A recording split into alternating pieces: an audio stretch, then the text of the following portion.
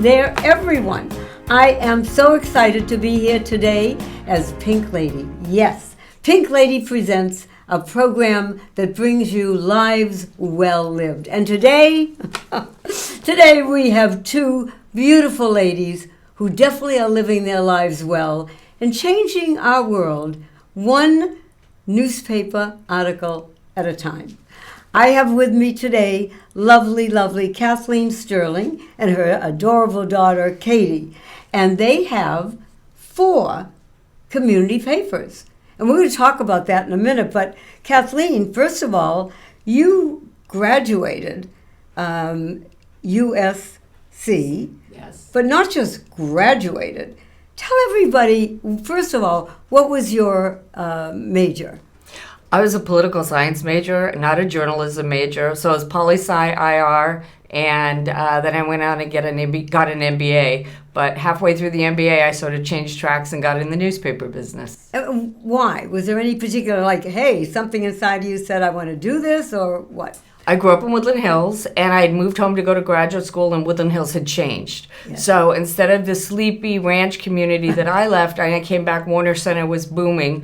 There were buildings going up. There was more commercial activity, and I thought this area is ripe for a community vehicle, a community newspaper. So at the age of 22, knowing nothing, I basically knocked on doors and started a newspaper. We were monthly at the time. Oh my goodness, wow, good for you. You had never had any newspaper background before that? No, I had the business background, and I had a partner and a friend in the first year who wrote articles and did the journalism end, and we just basically, 2 neophytes, put $1,000 in the bank, opened an office, and just took to the streets. I love it. Now also, just to let our people know that you're not just a lovely, pretty lady, you graduated, and I had never seen this before.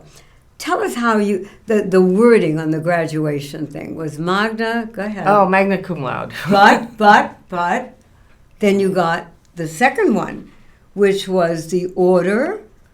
You have to pull it out of these people because I'm so proud of it. The Order of the Laurel. Oh, Order of the Laurel, yes. Hello. Not everyone gets that. No, that was the highest honor USC gave to women graduates. So, wow. Yes, I'm proud of that. I had an amazing experience there. I mean, really and truly. I mean, that was not just everybody gets that. And lovely Katie here. Yes. Now, where did you graduate? I went to UC Santa Barbara. So I graduated with a degree in communications, which is kind of applicable to everything, any industry, and it served me well so far.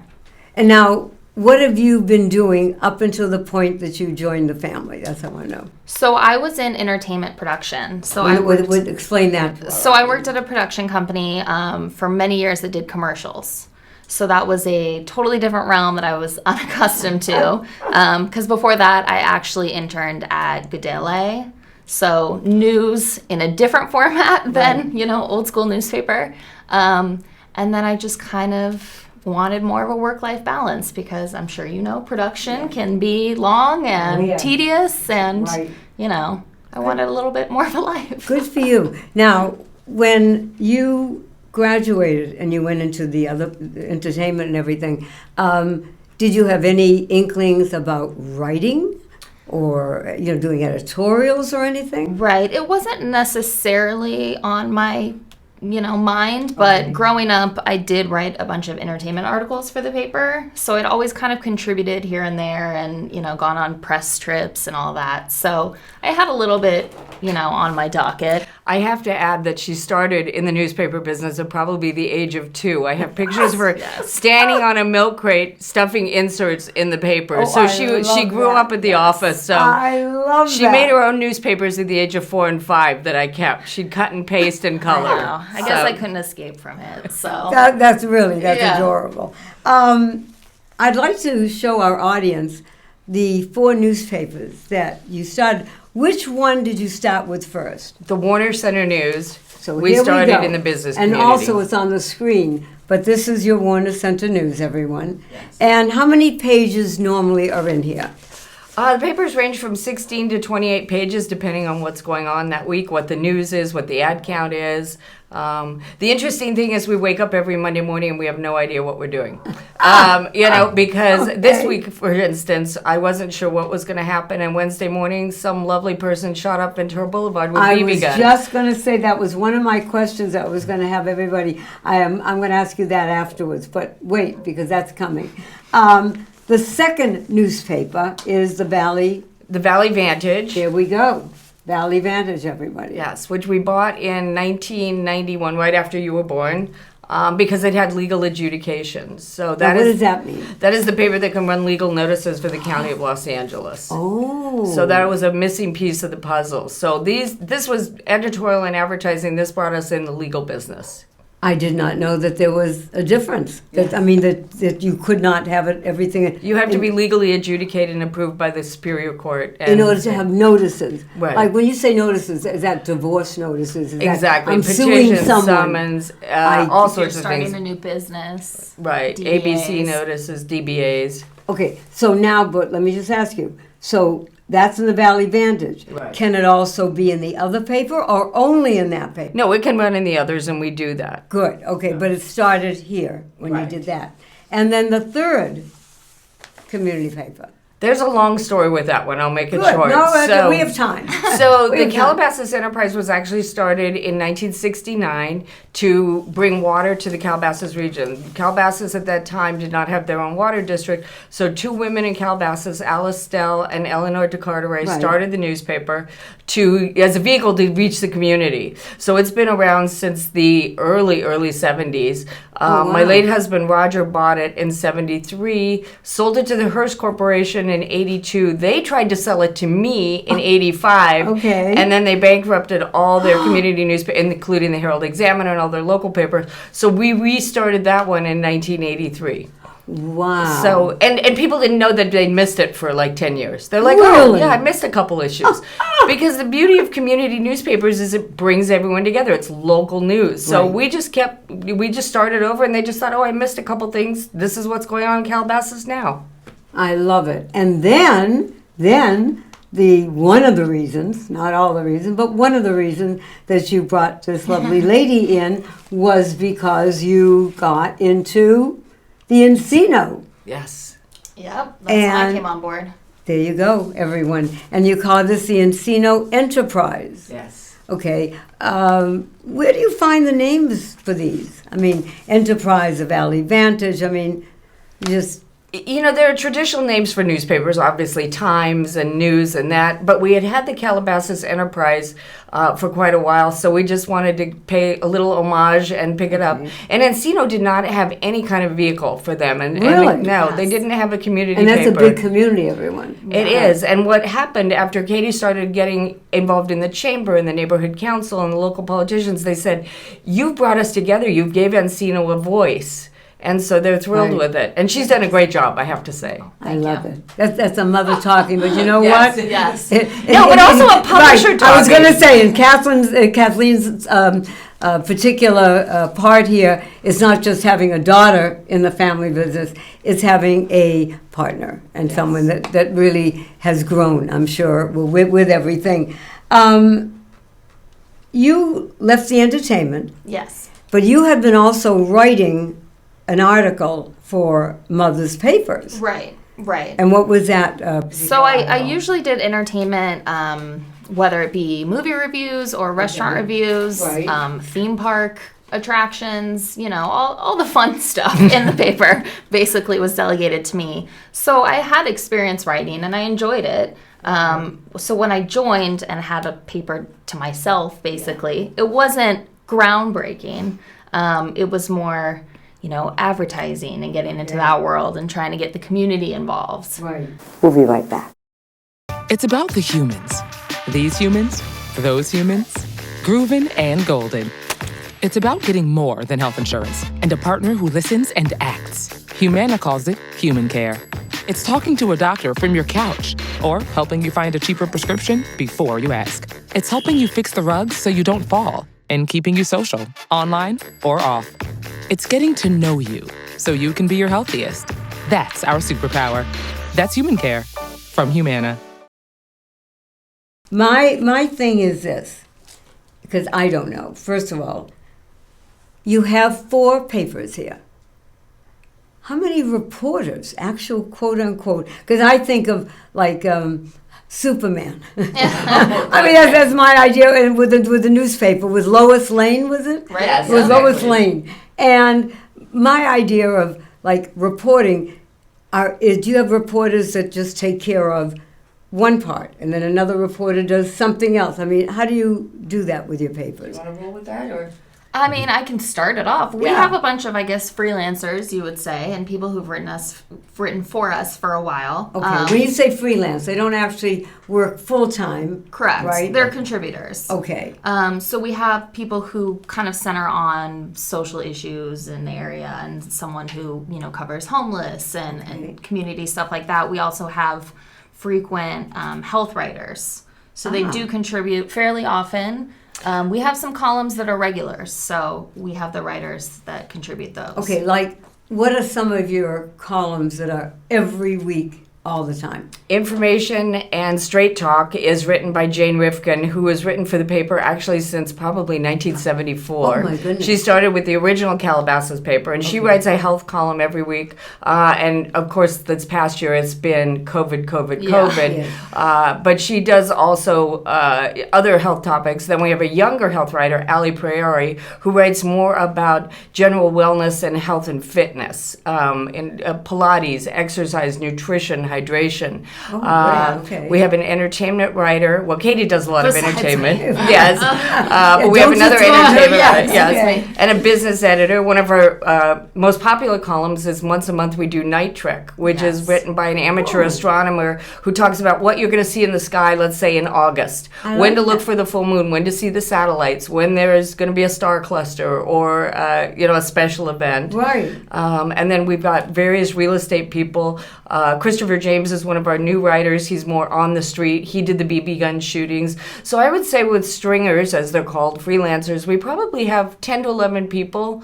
And depending on the day and the week and the Right. news, it just depends what's going on in the world and who I assign something to. And Kate and I, of course, write Right. a large portion of each of the papers. Well, I'm going to ask you something here that I notice how sometimes you read your papers and sometimes you don't notice something. And then my partner Dove said, wait a minute now, there's something that's always in here that's right in front and it's fabulous. And it's called English Channel.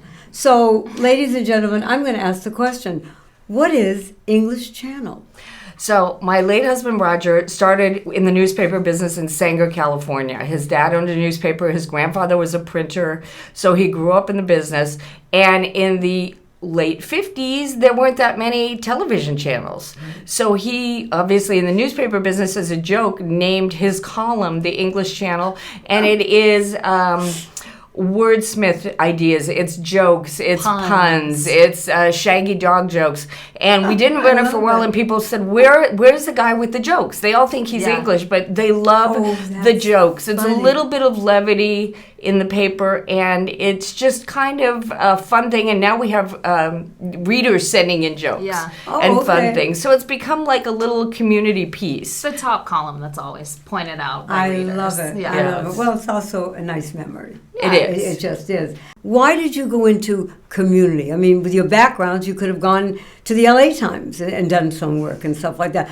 Why do you see the main difference between the community and a newspaper like LA Times? The LA Times, Daily News, New York Times, Washington Post, we read them all, are basically national publications, so they're going to give you national news. What we focus on is what's happening around the corner, what's happening in your neighborhood. They wanted to put an In-N-Out at Shoup and Ventura. It would have been a disaster because of the freeway access. Well, how did you get the one that the shootings? We had some shootings here. Was it 15? Random and the same with I think they started in Encino, and then they moved into past that and went into Woodland Hills. Who got that news to you? A Do you lot have a of direct line to police? Or? Well, because people know that we're the local newspaper, and everybody has my cell phone and our email and our Right. Facebook, so things pop up or people will email me something. So that morning, I'm not sure how we heard about it because they started, I think, at 2:30 in the morning and kept going till they hit Oh, my shoot. God. But somehow somebody triggered it, so I called one of our reporters in Woodland Hills. I said, "Get out on the street now." So he went down to Encino and started taking pictures and following the trail down the boulevard. Wow. People But you know can- Kathleen yes. in the community so Right. well that it's easy to get a hold of her and say, I think this happened on Ventura Boulevard. Someone should check it out, you know. So right away, you put that into what? The next day's paper? Exactly. We come out on Thursday night, so it happened Wednesday morning, so we had time to process photos and write the story. I want to bring up something that Katie's done that has really engendered more of the community input. And Encino particularly, she's reached out to the local politicians. So the assemblyman, the neighborhood council president, the councilman, and we're getting them to write for the papers. So they're invested in the local community because they each have their website and they go to meetings, but the paper has given the politicians a local forum to communicate with their neighbors. So they've started that in Encino, and now we've picked it up in the other papers as Good. well. I But she's think done a great job of embedding them. Well, I think it also helps the readers because, you know, we have readers of multiple generations. So not everyone goes to Facebook or online right away. So we definitely. write about community town hall meetings or coffee with a cop. And a lot And of do people... you yourself go to all these things? I mean, I try. This Okay. past year, it's been a little awkward, Right, everything right. on Zoom. Actually, I noticed, and my partners always noticed, that your paper does do justice to all the generations. There's something in it for all of us, for young ones like myself, and for someone, you know, it's your age group, Katie. What would you say? I'll ask each one of you. Katie, Yes. what makes a good editor, in your opinion? I would say a good editor knows a piece is relevant and it's going to garner attention to the readers.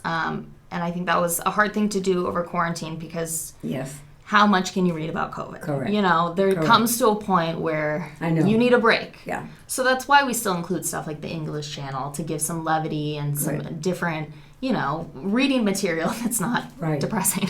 No.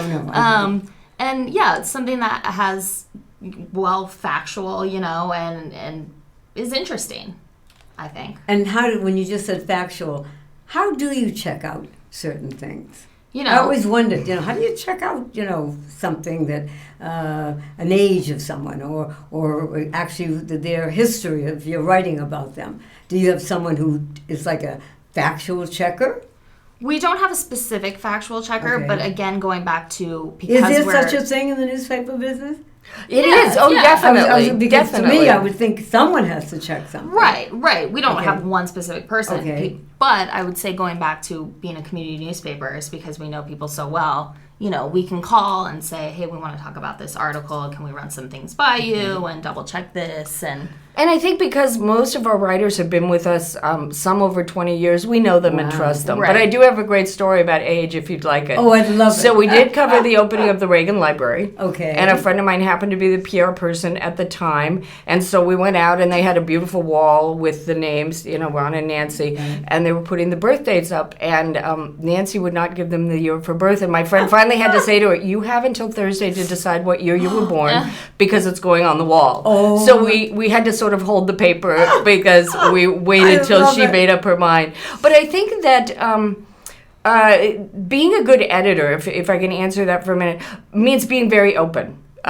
People bring stories to me and we really have to judge if it's appropriate to the paper. So I tend to be more real local based and focused. And a lot of times people will bring things to us, especially on our editorial page, that I think are a little broader community issues like city issues. Dennis Zine writes a lot about the city council and that, right. which isn't always applicable to the West Valley, but the city council handles all of LA.